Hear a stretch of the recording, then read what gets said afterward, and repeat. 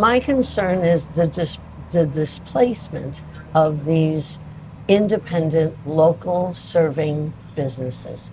This neighborhood is based on many independent businesses that don't exist in other neighborhoods, other communities. And so I'm extremely concerned as to the impact of the zoning and how that is going to impact and displace the existing businesses. What's your history here? I've been in the Elmwood for 45 years. It started, most of our businesses I feel are passionate about what they do. And so my passion of interest in birds became my business.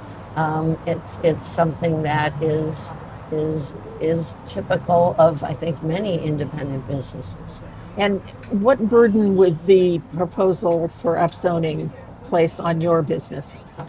I actually own part of my building, so I personally wouldn't be affected as far as lease negotiations, but I do feel that many of the businesses are not going to have the ability to negotiate their lease.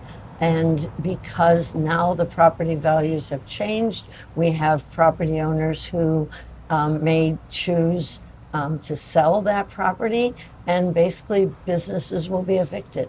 We look at what's occurred on Center Street in downtown Berkeley, and we're concerned that the plans that the city has made for planning, that's the result. We're very concerned as to what would happen here in the Elmwood. How would you describe what has happened on Center Street?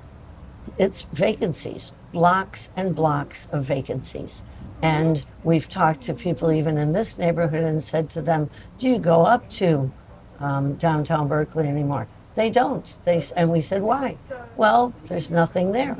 So we're very concerned that if those are the results of the planning, this is the destruction of a neighborhood.